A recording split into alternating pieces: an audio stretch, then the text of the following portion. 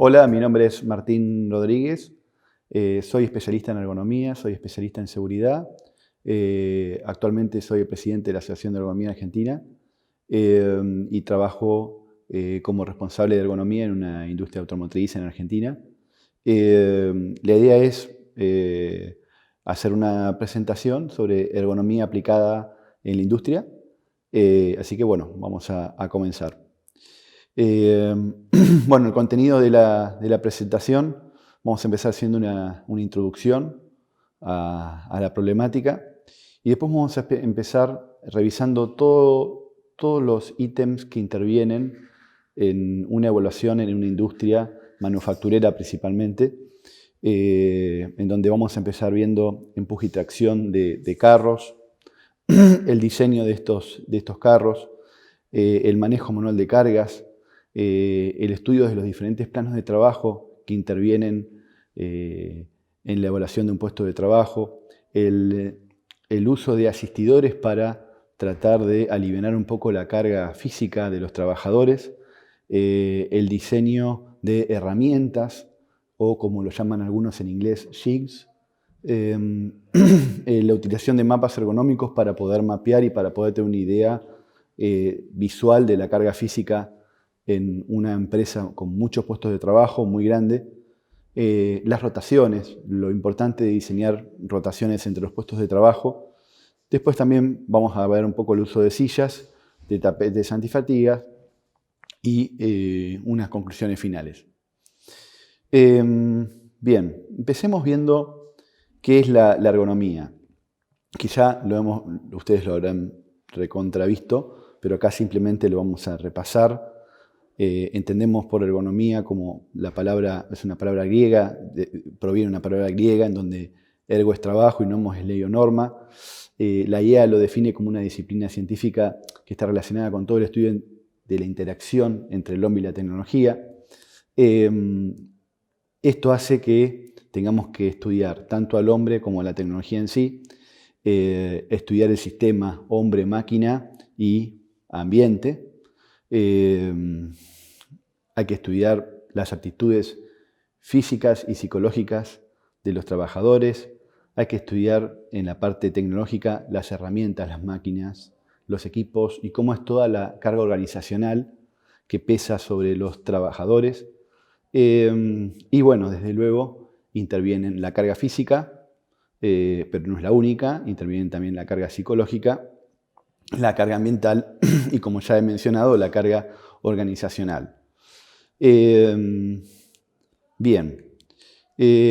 obviamente que la ergonomía nos va a permitir resolver muchas situaciones que evaluamos como no satisfactorias y permite mejorar el confort del puesto de trabajo, pero lo interesante es que la ergonomía nos va a dar más productividad. Y en la industria, en estas aplicaciones que vamos a ver, nos van a permitir aumentar la productividad.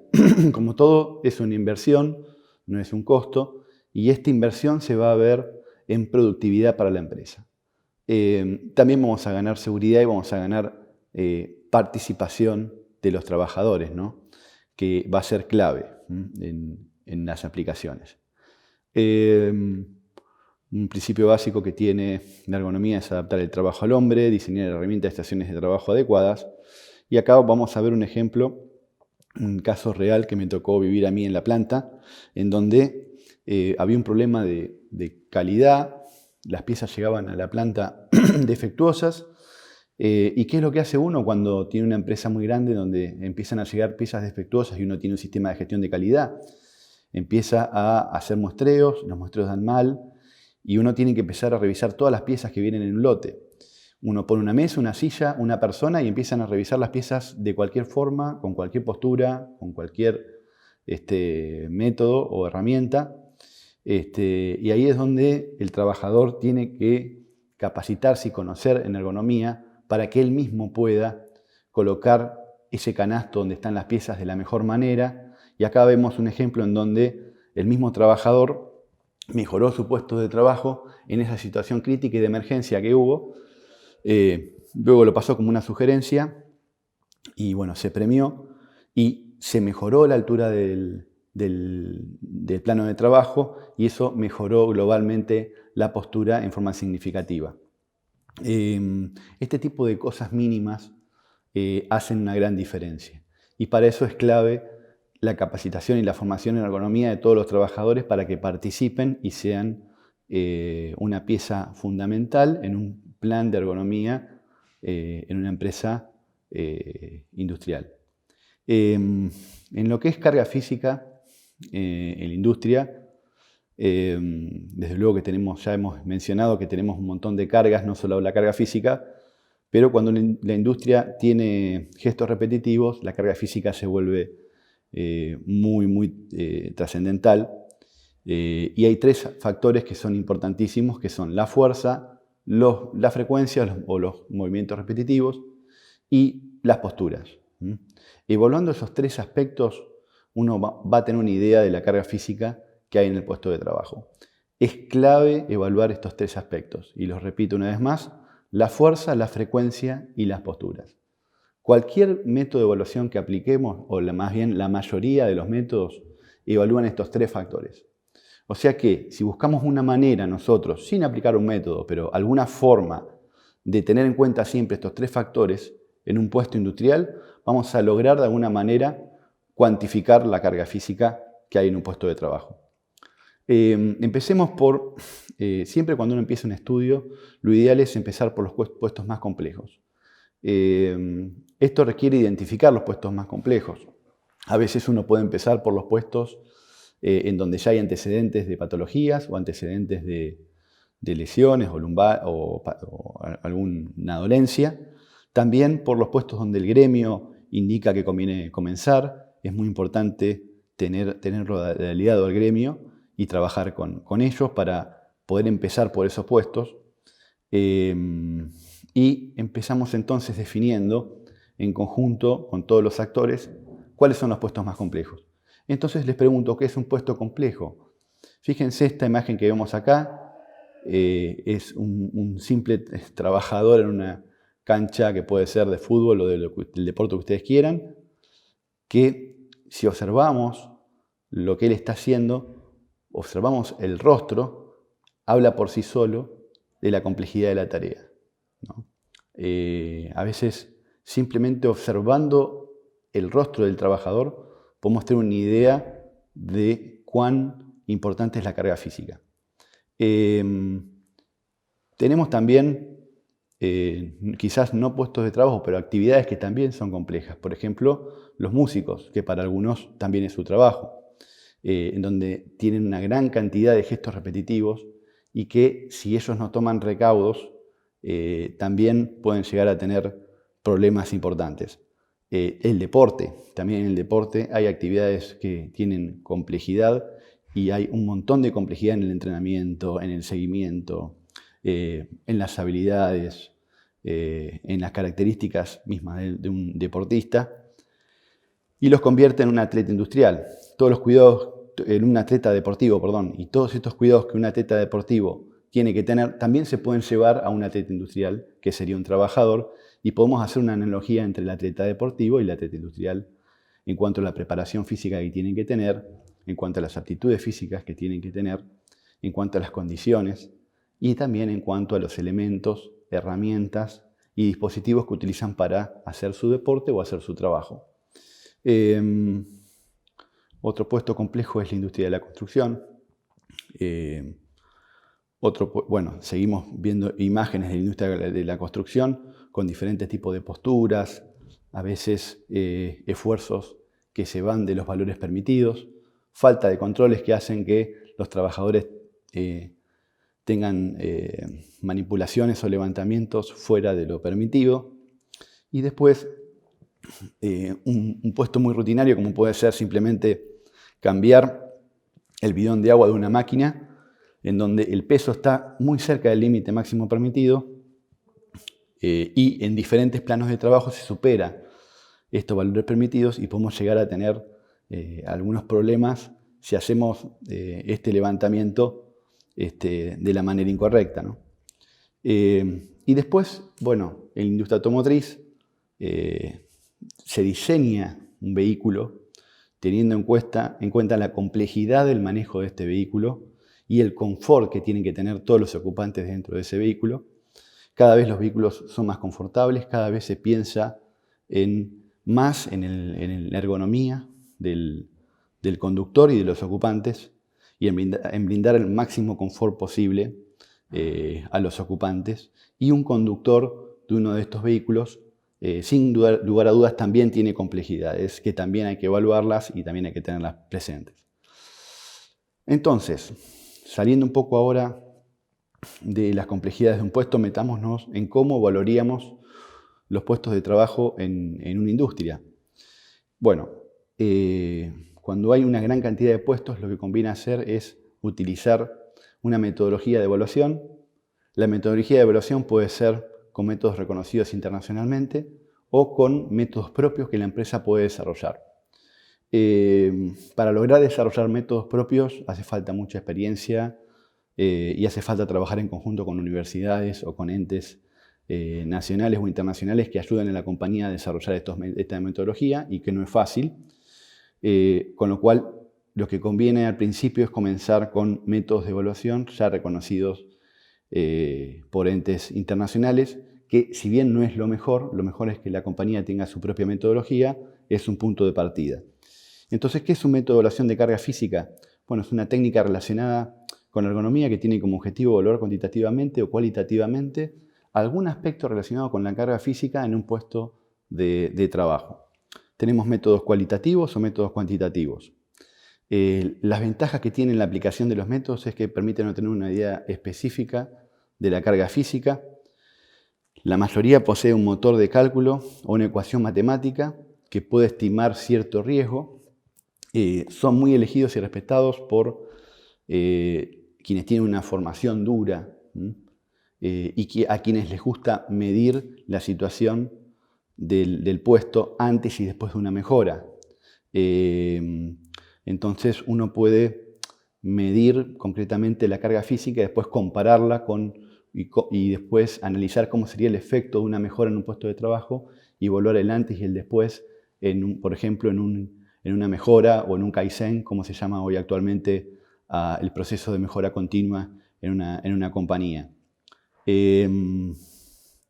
Se encuentran en legislaciones, normas nacionales, internacionales, y eso hace que muchas veces para cumplir con una legislación tengamos que usar los métodos para poder evaluar esa condición, y si no realizamos estas evaluaciones con estos métodos, no estaríamos cumpliendo también con la legislación, ¿no?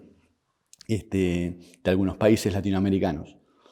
Bueno, pero tienen desventajas, no está todo bien con los métodos, requieren conocimientos y capacitación, son cuestionados por imprecisos en algunos casos, son imprecisos en algunos casos, no tienen en cuenta todos los factores, pueden interpretarse con criterios diferentes, nunca garantizan cero riesgo, incluso arrojando valores aceptables o los famosos puestos de color verde, cuando generalmente los métodos suelen indicar resultados en colores también, como rojo, amarillo, verde, y a veces un puesto de color verde no implica que no haya ningún problema, sino que implica que hay una probabilidad baja y uno puede tener un problema y ningún método va a garantizar que no tengamos ningún problema. Pero en manos inexpertas son inexactos. Cuando no hay experiencia en la utilización de los métodos, nos podemos equivocar y se pueden malinterpretar. Y se requiere mucho conocimiento y mucha experiencia en la aplicación. Acá hay algunos métodos que se pueden utilizar. El método Hand Activity Level, o NAM, es de la ACGIH, está en algunas leyes de Latinoamérica, por ejemplo de Argentina. El método Murgard es un método que evalúa los movimientos repetitivos de la extremidad superior, al igual que el anterior, que el Hand Activity Level, o NAM, nivel de actividad manual. Después está el método Surrey, es un método que evalúa tanto los diferentes segmentos corporales como también alguna tarea de levantamiento. El método Surroger es un método que se utiliza mucho en algunas automotrices y evalúa movimientos repetitivos y la actividad en los diferentes segmentos corporales del cuerpo humano. El método NIOSH es un método muy conocido mundialmente para evaluar el levantamiento manual de cargas. Y después hay tablas que ha publicado la ACGIH que siguen estando vigentes en la última actualización de la ACGIH y que están en algunas legislaciones de algunos países como tablas de levantamiento manual de cargas, que se pueden utilizar para evaluar el levantamiento manual de cargas. Bueno, metámonos ahora un poquito en cómo sería el empuje y tracción de un carro y metámonos ahora en las tareas de empuje de carros, ¿no? O dollies en inglés. Cuando realizamos el empuje de un carro, vamos a encontrarnos con dos fuerzas. Por un lado, podemos tener tareas de empuje o tareas de tracción. Y a estas tareas de empuje y de tracción le podemos encontrar dos fuerzas. Una puede ser, la primera, la fuerza inicial para romper la inercia de este dispositivo. Y la segunda va a ser la fuerza sostenida. Al principio, cuando yo hago el primer esfuerzo, voy a lograr que el carro comience a moverse. Y después, una vez que el carro comienza a moverse, empieza a entrar a una velocidad constante, en donde ahí aparece la fuerza sostenida. Estas dos fuerzas se miden con un dinamómetro. Un dinamómetro es un dispositivo tecnológico, que puede ser mecánico o electrónico, que tiene una celda, un sensor, que va a medir fuerza, y va a medir la fuerza inicial, que es la primera fuerza, que va a ser una fuerza pico, la fuerza más alta. El primer movimiento que uno le hace a un carro va a ser para que se orienten las ruedas, cuando las ruedas generalmente no son fijas y son móviles. Y el segundo esfuerzo va a ser para mantener el movimiento constante. El primer esfuerzo es la fuerza inicial y el segundo es la fuerza sostenida. Hay tablas de empuje y tracción. Estas tablas que estamos viendo ahora las desarrollé yo personalmente interpretando las tablas de Snook y Ciriello. Permite tener una idea. Primero uno ingresa con las distancias de empuje, ya sea hasta 2 metros. Bueno, hay diferentes tablas para diferentes distancias de empuje. Y después uno ingresa con la frecuencia. Un empuje cada 6 segundos, cada 12 segundos, cada 1 minuto, 2 minutos. Ahora vemos un ejemplo con 5 minutos de empuje. Un empuje, cada 5 minutos.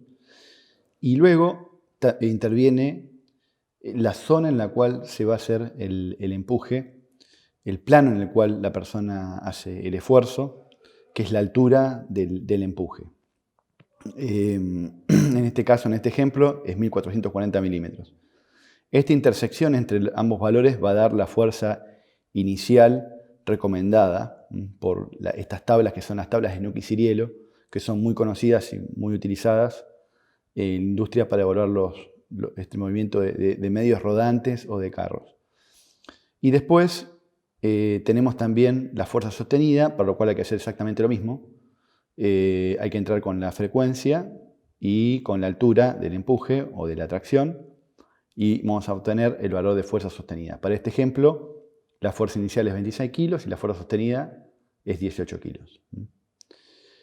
En el tema de los carros, como recién comenté, el primer esfuerzo que uno realiza es para lograr que las ruedas se alineen. Este esfuerzo es importante, es significativo. El tipo de rueda colabora mucho con bajar este esfuerzo. Por ejemplo, estamos viendo acá 3 diseños de ruedas con 3 características diferentes. Las primeras 2 son similares en cuanto a la geometría de la rueda. Una es móvil y otra es fija. Y lo que encontramos es que en las ruedas, por experiencia en la evaluación de estos equipos, es que las ruedas móviles, la rueda que más baja la fuerza para romper la inercia es la que tiene una pisada en forma bombé, en forma redondeada, que tiene una pisada mucho más pequeña que las anteriores, y eso hace que sea fácil de mover la rueda. La contra es que requiere mucho mantenimiento y requiere reemplazarla con más frecuencia que la anterior.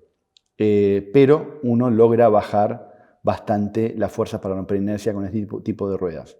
También ayuda mucho a arreglar el piso, que es clave. A veces se le pone un chapón metálico para que el rozamiento sea el menor posible. A veces se mejora el piso, se hace alguna reparación en el piso para evitar el rozamiento, la vibración y evitar que se traben las ruedas con el piso, que eso suele ser, y los desniveles también. suele ser un gran problema en los carros. Trabajando entonces con la condición del piso del carro, con las condiciones de las ruedas del carro y alivianando el peso también del carro, esas tres condiciones y medidas van a ayudar a mejorar el empuje de estos dispositivos. Y después lo que se puede hacer también es tratar de ver si se puede bajar un poco el peso o de alguna manera tratar de manipular un poco menos de carga en el carro. Bueno, otro aspecto importante es el manejo manual de cargas. Para el manejo manual de cargas es fundamental tratar de aplicar la técnica de levantamiento sin flexionar la columna, sino tratar de hacer el esfuerzo con los músculos más grandes del cuerpo, que son los músculos de las piernas, manteniendo la columna lo más recta posible. Eso es fundamental para evitar discopatías, hernias de disco o alguna patología lumbar. Pero independientemente de la técnica que uno utilice, uno va a tener que manipular objetos que estén dentro de los rangos permitidos. Para eso hay tablas y hay métodos que nos dicen cuál es el valor máximo permitido para manipular. Y digo manipular, o puedo decir también levantamiento. Hay tablas de levantamiento, que por general las tablas que están publicadas en la ASGH son de levantamiento, o hay evaluaciones de la manipulación de carga, que significan tanto levantar como bajar peso. El método NIOSH evalúa la manipulación, que es tanto levantar como bajar el peso. Las tablas de la ASGH son solo de levantamiento. Están basadas en la ASGH y a unos países la han adoptado como legislación local, es el caso de Argentina, y se consideran pesos de más de 2 kilos. Uno ingresa con parámetros de entrada, como ser la duración de la tarea, la frecuencia de repetitividad, la zona de altura de levantamiento y la zona horizontal de levantamiento. Y va a arrojar, estas tablas van a arrojar el peso máximo de levantamiento. Acá tenemos agrupadas las 3 tablas que ha publicado la ASGH con las diferentes condiciones de duración de la tarea y de frecuencia. ¿Cuántos levantamientos por hora realiza el trabajador? En función de esta duración y esta frecuencia, uno va a elegir la tabla específica de levantamiento que aplica la condición de trabajo que uno está evaluando. Entonces acá, por ejemplo, bueno, tenemos un ejemplo en donde vemos una duración de hasta 8 horas, o sea, prácticamente es un levantamiento durante toda la jornada laboral, con una frecuencia menor a 12 levantamientos por hora, y para esa condición aplica la tabla 1. Acá estamos viendo la tabla 1. Esta tabla tiene un valor de levantamiento máximo en la condición ideal de levantamiento, que es desde la altura de los nudillos hasta por debajo del nivel del hombro, en una zona que en una persona de 1,70 m está entre 700 y 1400 milímetros aproximadamente. Si hacemos el levantamiento lo más próximo al cuerpo posible, que tenemos que medir siempre del punto medio de los tobillos, midiendo del punto medio de los tobillos hasta la zona de contacto con la carga, el lugar en donde el operario está manipulando la caja, la bolsa o el objeto, el punto de agarre, el punto medio del agarre que está en el medio de la mano, en ese lugar, midiendo desde el punto medio de los tobillos hasta ese punto de agarre, si tenemos 300 milímetros, que es prácticamente pegado al cuerpo, estaríamos en 32 kilos. Eso va a depender también de la condición física del trabajador, por eso hay que medir y habrá que determinar esa condición. Acá estamos viendo este ejemplo que estoy mencionando. Y si miramos al trabajador desde arriba, ya no desde costado, sino en la situación horizontal de levantamiento, vamos a ver que, como decía recién, la medición va a partir del punto medio de los tobillos, que esa es la parte más difícil. Se puede dibujar con un fibrón en el piso, cuál sería el punto medio de los tobillos, con una cruz, y desde esa cruz marcar la proyección también en el piso del punto de agarre. Con una plomada, y uno marca con esa plomada y con un hilo, marca en dónde llega esa proyección al piso, el punto en donde llega la proyección al piso, y desde ahí uno mide desde el punto medio de los tobillos hasta la proyección al piso del agarre. Y en esta tabla uno va a tener tres condiciones, ¿no? Menos de 300 milímetros, de 300 a 600 milímetros o de 600 a 800 milímetros. Más de 800 milímetros directamente no se recomienda hacer un levantamiento de cargas. Estas tablas tienen también zonas no recomendadas para hacer levantamientos, que están indicadas. El valor de 32 kilos es bastante elevado. En la Argentina ese valor se ha modificado y se ha bajado a 25 kilos a través de una resolución en el año 2015. Sin embargo, la ACGH en Estados Unidos todavía mantiene ese valor. Bueno, acá estamos viendo el ejemplo para la situación que mencioné recién, y en la condición ideal de levantamiento el peso máximo es 32 kilos levantando 12 objetos por hora, que igualmente si lo consideramos críticamente es muy elevado. Es un valor a considerar, ¿no? Insisto, por eso se ha modificado y la mayoría de los países toma valores más bajos. El NIOSH recomienda como valor máximo 23 kilos y por eso ustedes cuando viajan en un aeropuerto y tienen que despachar una valija, esta valija no puede superar, por ejemplo, los 23 kilos.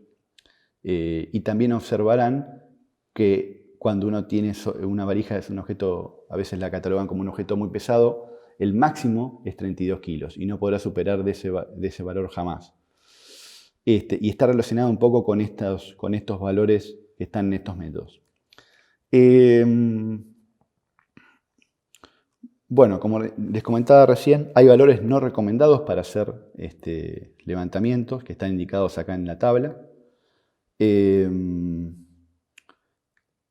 Y también se permiten utilizar asistidores, que es lo ideal en realidad, para manipular objetos con alta frecuencia y ciertos objetos de un peso considerable. Conviene utilizar asistidores o medios de asistencia para manipular la carga.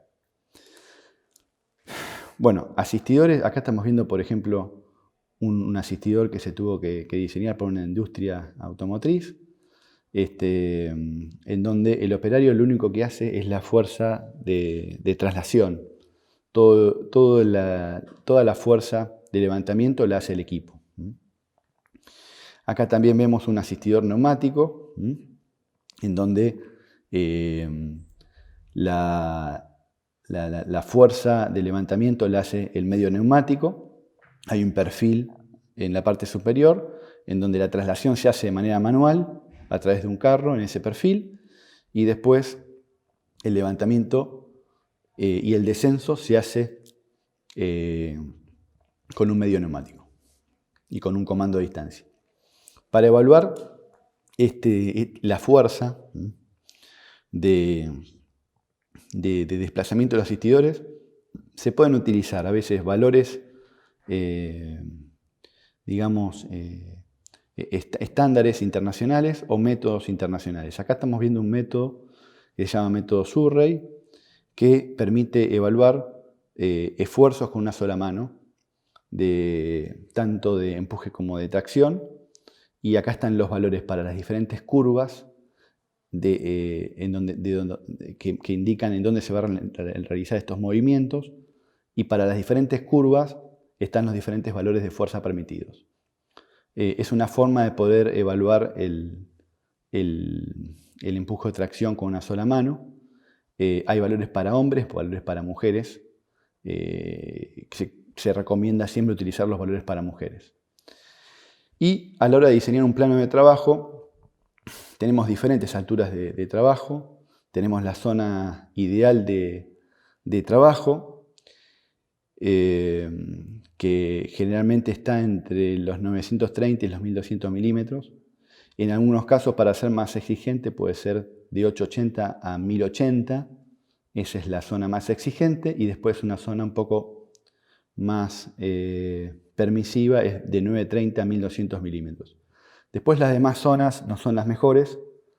Y hay zonas que están marcadas en este gráfico en donde directamente no se recomienda realizar tareas en esos planos de trabajo.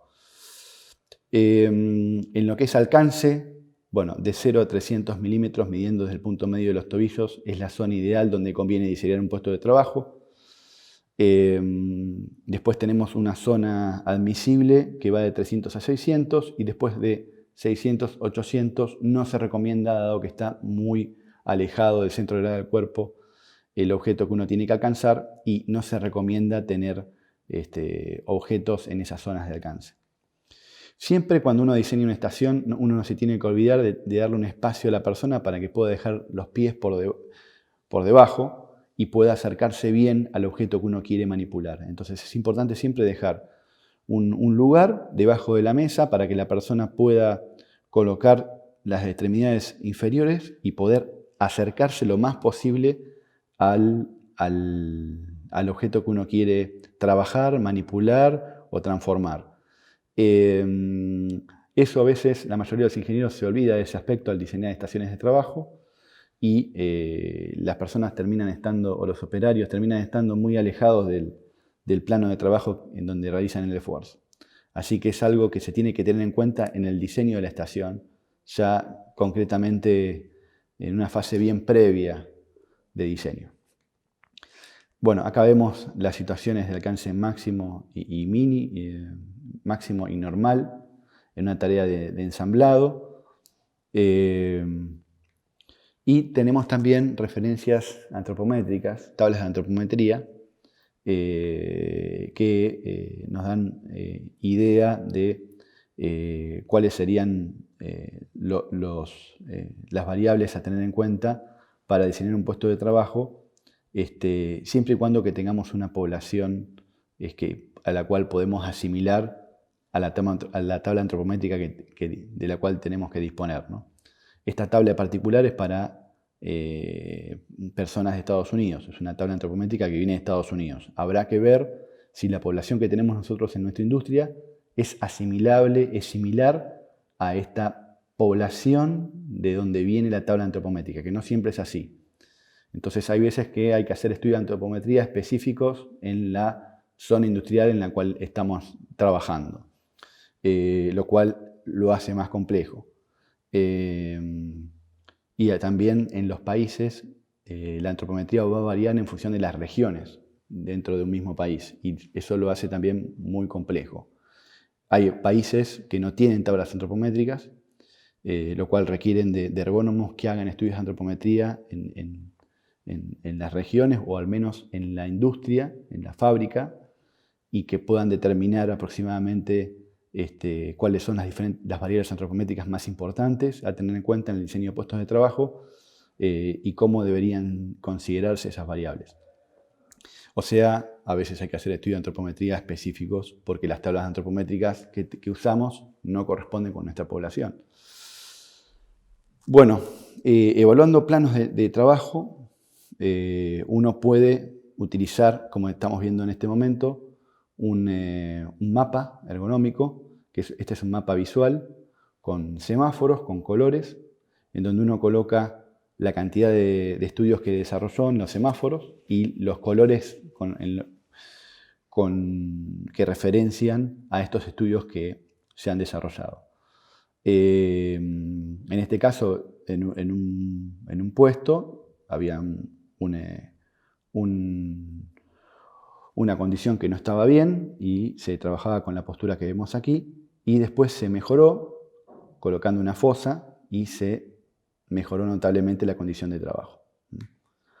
Este es otro mapa que muestra otra línea de producción, y aquí podemos ver un puesto de trabajo en donde antiguamente se hacía un chequeo, un control de calidad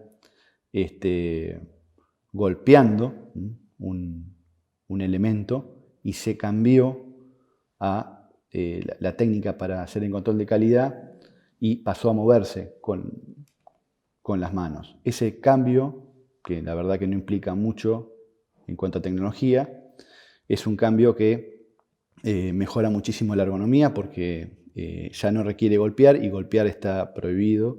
No es recomendable realizar golpes en la industria y de esta manera se mejoró bastante el chequeo de calidad que se hacía. Bueno, con respecto a los planos de trabajo, acá vemos un ejemplo, un antes y un después, de una condición en donde había un carro, en donde tenía un plano de trabajo muy bajo y se mejoró la altura de ese plano de trabajo y mejoró considerablemente la postura, sobre todo de la parte lumbar del trabajador. Todavía queda mejorar la postura cervical, pero se mejoró bastante la condición de trabajo. Acá también vemos una línea en donde tenía muy bajo el plano de trabajo y se colocó una fosa y se mejoró notablemente la postura global que tiene el trabajador para con este plano de trabajo, ¿no? Son ejemplos de mejoras que se pueden hacer en los puestos de trabajo y que son muy significativas y que impactan, ¿no? Acá vemos el uso de un asistidor, por ejemplo, para el levantamiento de partes u objetos, con un medio neumático, que también es una mejora importante. Y acá vemos la manipulación manual del parabrisas, en el caso 1, y en el caso 2 vemos el trabajo debajo del vehículo, ¿no? Bueno, en el primer caso, la manipulación del parabrisas, en algunos lugares se hace manualmente, lo cual implica una carga física importante. Lo ideal es hacerlo con un asistidor, como vemos en el después, en la condición posterior de la mejora, y ese asistidor mejora notablemente el puesto de trabajo y hace que el puesto de trabajo pase de una condición roja o no permitida o no favorable a una condición muy favorable de trabajo, ¿no? Para eso es fundamental el uso de asistidores. Este es el asistidor que se puede llegar a utilizar, por ejemplo, en una colocación de un parabrisas. Y en el caso 2 que mencionaba recién, de trabajo debajo de un vehículo, acá se hizo una mejora y se colocó una silla para que los trabajadores puedan trabajar con una silla debajo del vehículo. Además hizo una mejora en una rotación y bueno, eso mejoró también notablemente la condición del puesto de trabajo. Y después, bueno, la evaluación de diferentes esquemas de rotación, también eso mejora el hecho de rotar al trabajador cada 2 horas, 4 horas. Habrá que evaluar cuál es la mejor condición de la rotación. Acá se ven 3 alternativas de rotación, algunas cada 4 horas, otras cada 2 horas. Pero el hecho de tener rotaciones en puestos de trabajo hace que los trabajadores cambien los grupos musculares, hace que el trabajador rompa la monotonía, no realice siempre las mismas tareas y eso da un montón de beneficios, tanto en carga física como en la carga cognitiva o en la carga mental que tiene el trabajador para con el puesto de trabajo. Y por eso es muy recomendable hacer rotaciones de puestos de trabajo en una industria manufacturera. Después tenemos el uso de sillas, que generalmente es complicadísimo introducir una silla en una industria manufacturera donde se trabaja con un sistema de producción que requiere de alta eficiencia y de una, digamos, de tareas más bien de parado y no de sentado, para lo cual hay algunos dispositivos que se pueden utilizar, que son apoyos isquiáticos, que pueden estar en algunos puestos de trabajo en donde el puesto lo permita, pueden estar para que los trabajadores lo puedan utilizar. Y en algunos puestos de trabajo se pueden diseñar para que se realicen de manera sentado. Por ejemplo, acá vemos un puesto de control de calidad que se hace sentado y se está controlando la parte inferior de un vehículo en una postura sedentaria, que después este trabajador va a rotar con otro puesto de trabajo en donde se trabaja en bipedestación y se alterna totalmente entre estas dos posturas. Y eso mejora mucho la condición para el trabajador. Le permite un cambio radical y notable en los puestos de trabajo que va desarrollando. Bueno, acá vemos el uso de sillas en diferentes puestos de trabajo bajo diferentes condiciones. Algunas sillas móviles y algunas sillas fijas, como ser apoyos psiquiátricos o banquetas. Luego tenemos el uso de tapetes antifatiga, que son alfombras que básicamente le dan cierto confort al trabajador cuando está en una postura de bipedestación. Aplican más que nada cuando las tareas son que no requieren una carga dinámica en la extremidad inferior, o sea, que no requieren de caminata, cuando las tareas son preponderantemente estáticas. Generalmente se usa el criterio del 40 o 50% de todo el ciclo, en donde el trabajador está en una postura estática. En ese caso conviene colocar alfombras, pero cuando el trabajador tiene una postura muy dinámica y camina mucho, no conviene el uso de alfombras. El mismo trabajador va a pedir que se la saquen porque le molesta generalmente, con lo cual el uso de alfombras se recomienda cuando la tarea es más bien estática que dinámica. Y acá tenemos el criterio que se puede utilizar.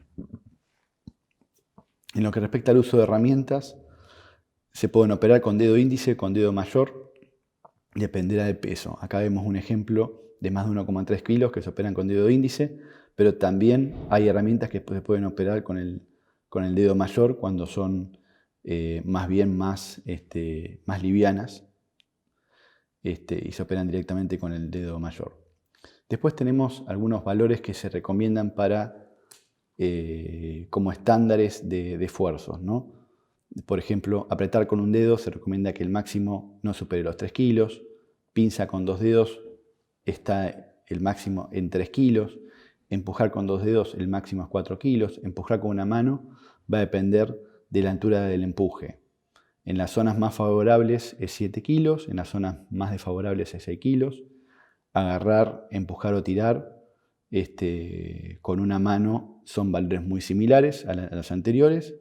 Y empujar con 2 manos, el valor más favorable es 10 kilos y el valor más desfavorable es 6 kilos. El hecho de golpear, generalmente no se recomienda en la industria manufacturera golpear. Bueno, acá vemos una situación en donde se colocaba un burlete en una zona del vehículo y acá se colocó un dispositivo que ayuda a colocar el burlete en este vehículo. Es un ejemplo de una mejora, ¿no? Para evitar hacerlo con la punta de los dedos. También sirve el hecho de tener gimnasios en un predio industrial, en donde uno con un gimnasio puede hacer recuperación, puede hacer regeneración, puede hacer actividad física, y el trabajador valora mucho el hecho de tener un gimnasio en la planta. En las industrias manufactureras cada vez se usa más fomentar la actividad física y hay gimnasios en la planta para que los trabajadores puedan utilizarlo, ya sea dentro de la jornada laboral o fuera de la jornada laboral, dependiendo de cada condición del trabajador. También se realizan pausas activas para mejorar y para estar más preparado para enfrentar la carga física que puede tener uno en un puesto, ya sea ejercicios de stretching o de elongación, como ejercicios de movimiento articular o rotación.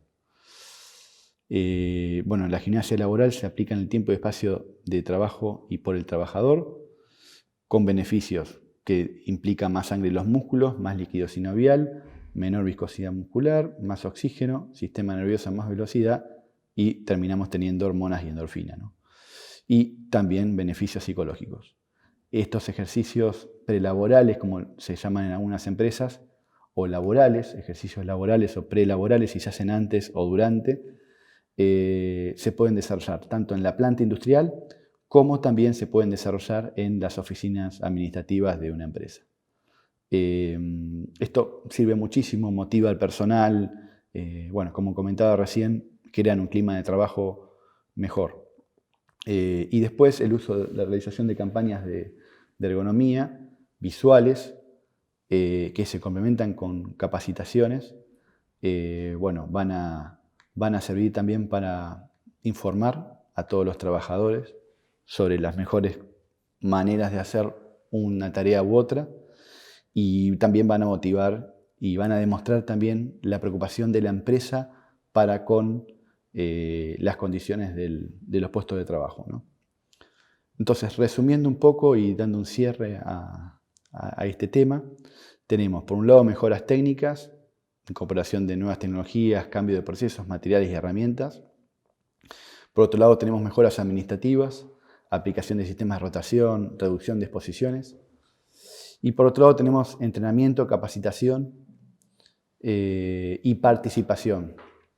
Sobre todo la participación de los trabajadores, ¿no? De todos los involucrados en las acciones. Eso hace que la gente se sienta dueña de las mejoras, la gente se sienta que se la escucha, que cuando el trabajador participa, los logros que se obtienen de manera global son mucho más significativos que si lo hace solo ingeniería, por ejemplo. Con lo cual es fundamental lograr la participación de todos, del sindicato, de los trabajadores y de todas las áreas de la empresa, en lo posible la mayor cantidad. Bueno, esto es todo. Bueno, muchas gracias.